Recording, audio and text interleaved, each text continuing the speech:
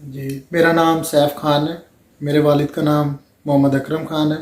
मैं रावी रोड का रहायशी हूँ और मैं आपको बात बताना चाहता हूँ कि मेरे साथ क्या हुआ मेरी ज़िंदगी में। हमारे बहुत हालात ख़राब थे, तो मैं बहुत टेंशन में रहता था कि कैसे हमारे हालात ठीक होंगे। हर इंसान कोई ना कोई हिम्मत मेहनत करता है कि कैसे अपनी ज़िंदगी को अच्छा बनाना चाहिए। तो मेरे साथ ज़िंदगी में ऐसा हुआ कि किसी रिश्तेदार की तरफ से मैं एजेंट से मिला। उनका कोई जानने वाला था, तो मैं उस एजेंट के पास गया कि मैं बाहर जाना चाहता हूँ। तो उसने मुझे कहा कि अभी नहीं है टाइम, कुछ मेरे पास होगा सिलसिला तो फिर मैं आपको लेकर जाऊँगा।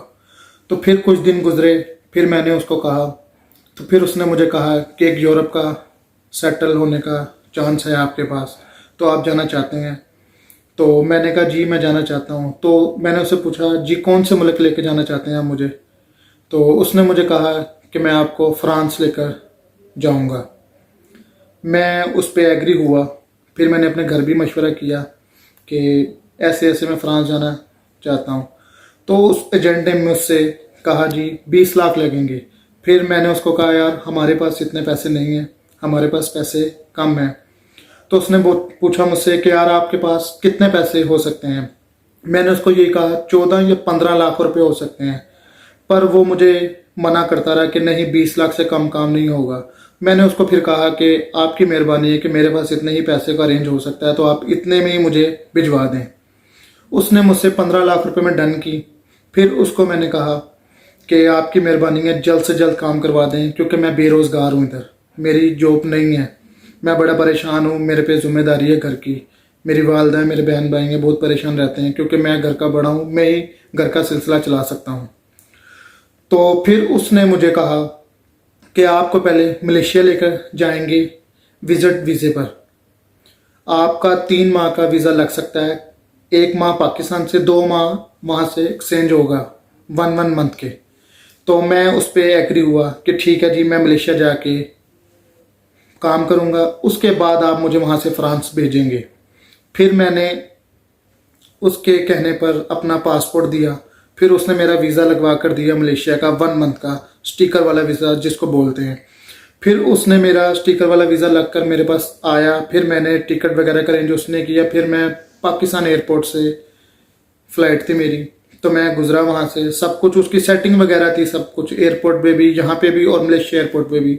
फिर वहाँ से मैं मलेशिया एंटर हुआ। फिर उसने मुझे वहाँ पर रखा। तो ठीक 1 वीक के बाद मेरे पास आए बंदे, और मेरे पास आए और मुझे कहते हैं कि जी चले मेरे साथ। और उसमें 6 बंदों में एक बंदा वही था जो मेरे पास मलेशिया मुझे रिसीव एयरपोर्ट पे करने आया था। वो उनके साथ था। वो उनके साथ था जी। ठीक है।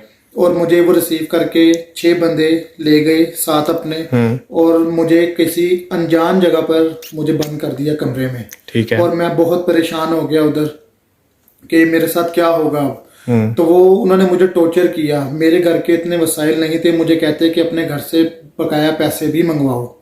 मैं उनको 8 लाख दे चुका था जब मैं मलेशिया के वीज़े के लिए अप्लाई किया था। ठीक है। मुझे उन्होंने फ्रांस लेकर जाना था, और जिसमें से 7 लाख रुपए बकाया थे। वो कहते जी हमें आपको यूरोप नहीं लेकर जाएंगे, आप अपने 7 लाख रुपए मंगवाएं जहां मर्जी से, हमें ज़रूरत नहीं है। और उन्होंने मुझे एक फ़ोन की इजाज़त दी थी जिस फ़ोन पर मैंने अपने घर पर बात की थी।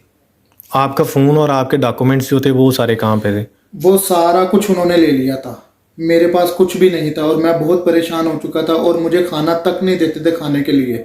मैं बहुत टेंशन में रहता था कि मैं कैसे रहूं उधर। और मुझे सिर्फ दिन में 3 बार बोतल दी जाती थी पानी की, वो भी ½ लीटर। सुबह दोपहर और शाम मैं उसी से गुजारा करता था। और मैं बहुत परेशान था कि मुझे ऐसा लगता था कि मैं मर जाऊंगा, और मेरे घर वाले भी बहुत परेशान है कि वो भी मेरी टेंशन में मर जाएंगे। तो फिर कैसे ये हुआ, मामला ख़त्म कैसे हुआ? ये मामला ऐसे हुआ, मुझे एक फ़ोन की उन्होंने इजाज़त जब दी थी मुझे, फिर मैंने अपने घर पर फ़ोन किया अपनी वालदा को। वालिद साहब मेरे नहीं थे। उन्होंने पता नहीं कैसे रिश्तेदारों से कैसे कैसे करके 7 लाख रुपए का इंतज़ाम किया, जो उनको दिए पैसे।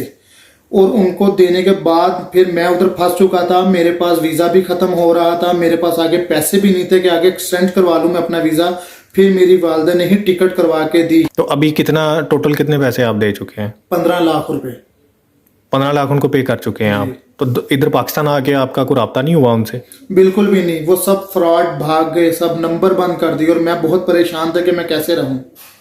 तो अभी क्या सूरत हाल, घर की क्या सूरत हाल है? बहुत हालात ख़राब हैं इस टाइम, खाने से हम बिल्कुल तंग हुए हैं, हमें पता नहीं है कि हम कैसे रह रहे हैं। आप मेरी हालत ही देख लें कि मैं कैसे रह रहा हूँ, मुझे तो टेंशन में बात भी नहीं मुझसे हो रही। तो आप क्या कहेंगे कि आपकी तरह अगर कोई और इस तरह से लालच में आके या विजिट वीज़ा के चक्कर में इस तरह के मामला करें, उनको क्या मैसेज देंगे आप? मैं सबको यही मैसेज दूंगा कि एजेंटों के चक्कर में बिल्कुल भी मत आएं आप। एजेंट बहुत तेज़ और फ्रॉडी हैं, एक नंबर के फ्रॉडिंग हैं। 1 रुपया भी उनको ना दें। मेरी तो आप लोग भाइयों से बहनों से सबसे यही गुजारिश है, और डंकी वाला मामला भी बिल्कुल भी कभी मत करें। अपनी ज़िंदगी में खुद जो है आप जाना चाहते हैं तो लीगल तरीके से आपकी स्टेटमेंट सब कुछ हो आप लोगों के पास, तो आप उससे अप्लाई करें। और आपकी किस्मत में हुआ तो आप जाए, नहीं तो आपके लिए पाकिस्तानी बहुत बेहतर है।